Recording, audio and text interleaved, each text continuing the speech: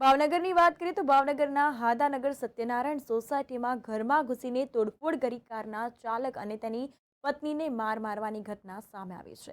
ભાવનગર શહેરના હાદાનગરમાં આવેલી સત્યનારાયણ સોસાયટી 2માં વરરાજા અને કન્યાને મંદિરે દર્શન કરવા માટે ઉતર્યા બાદ કારનો સામાન વરરાજાના ઘરે મૂકવા જતા કાર ચાલક વિપુલભાઈ માનુભાઈ સોલંકીને વ્યક્તિ સાથે બોલાચાલી થઈ હતી અને ભાવનગરના સત્યનારાયણ સોસાયટીમાં વરરાજા અને કન્યાને ઉતારીને સામાન મૂકવા જતા વિપુલ મનુભાઈ સોલંકી રસ્તામાં ઉભેલા વ્યક્તિને દૂર ખસવા માટે કહ્યું હતું, જેથી ઉશ્કેરાઈને રોહિત જયંતિભાઈ ગોહિલ અને રાહુલ જયંતિભાઈ ગોહિલ તથા રીટાબેન રાહુલભાઈ ગોહિલ અને રિદ્ધિ રોહિતભાઈ ગોહિલ તેમજ વિપુલ માનુભાઈ સોલંકી પર ધોકા પાઇપ વડે હુમલો કરવામાં આવ્યો હતો।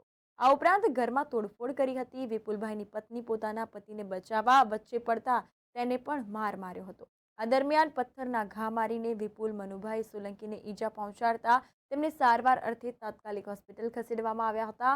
આ અંગે વિપુલભાઈએ 4 શખ્સો સામે બોરતળાવ પોલીસ સ્ટેશનમાં ફરિયાદ નોંધાવી હતી।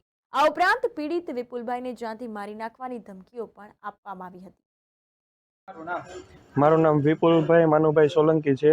હું આદાનગર સત્યનારાયણ 2માં પ્લોટ નંબર 25માં રહું છું અને હું મારા ફ્રેન્ડના મેરેજ હતા તો એની ગાડી જે બંધાવેલી હતી કોઈ કારણોસર કેન્સલ થયેલી હતી, તો મેં ડિસેમ્બર મહિનામાં અર્ટિકા લીધેલી છે।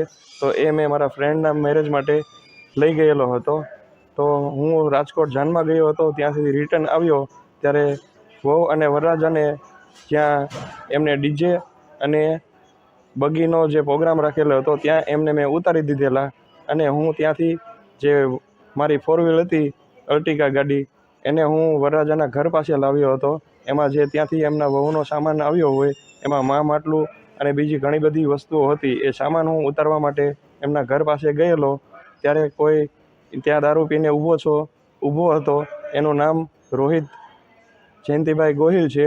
એમને મેં કીધું કે ભાઈ થોડા દૂર રહો ને, મારે અહીંયા ગાડી મૂકી છે અને આમાંથી સામાન ઉતારવો છે। તો એ પી ગયેલી હાલતમાં હતો અને મને મા સામી ગાળ આપી અને કહ્યું તું કરે એમ મારે કરવાનું છે। તો એમ કહી અને એ જતો રહ્યો અને હું સામાન ઉતારતો હતો ત્યારે એ એના ભાઈને લઈને આવ્યો લોખંડનો પાઇપ અને રોહિત પાસે લાકડું હતું એ લઈને આવ્યો અને ત્યાં મહેમાન હતા એટલે મને ઘરમાં લઈ ગયેલા। પછી મેં કંટ્રોલમાં ફોન કરેલો અને ત્યાંથી પીસીઆર આવી હતી અને હું પીસીઆરની સાથે સાથે મારી ગાડી લઈને ડી ડિવિઝને ગયો હતો। તો હું ડી ડિવિઝને ગયો, ત્યાં મારી અરજી લીધી અને આ લોકો કાયમિક આવું ઝઘડો જ બધાની સાથે કરતા હોય છે।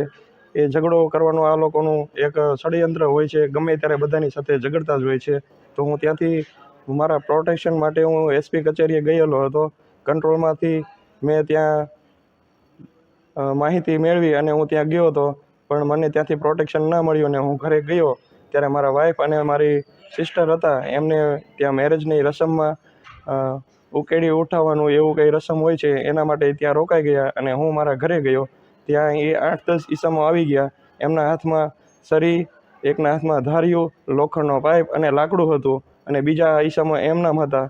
એ લોકો મારા દરવાજા ઉપર લોખંડના પાઇપ વડે ઘા કરવા માંડ્યા અને મારા લોખંડનો દરવાજો હતો એની માથે એ લોકો ઘા કરી અને તોડી નાખ્યું અને મને માથામાં લોખંડનો પાઇપ છૂટો ઘા કર્યો તો મને માથામાં વાગી ગયું અને મને અહીંયા ટાંકા આવેલા છે આ જગ્યાએ। અને હું ત્યાંથી બીજાના ઘરમાં કૂદી અને બહાર જતો રહ્યો અને મેં 108માં ફોન કર્યો અને પીસીઆર મેં કંટ્રોલમાં ફોન કર્યો તો બીજી પીસીઆર આવી અને મને અહીંયા સરટી હોસ્પિટલમાં દાખલ કરેલો છે। શું ધમકી આપી તમને? હું મર્ડર કરી નાખીશ એવું મને વારંવાર જણાવેલું અને એમની બે ભાઈઓની વાઈફ હતી એ પણ મન ફાવે તેવી ગાળો બોલતા હતા અને મારી વાઈફને પણ મન ફાવે એવી ગાળો દીધી હતી। મારી બેનની પાછળ સરી લઈને રાહુલ નામનો ઈસમ દોડ્યો હતો અને બધાએ પકડી રાખ્યો એટલે એ ત્યાં ઊભો રહ્યો અને આટલું જ દૂર રહ્યું હતું મારી બેનને સરીનો ઘા કરવા માટે આવ્યા હતા।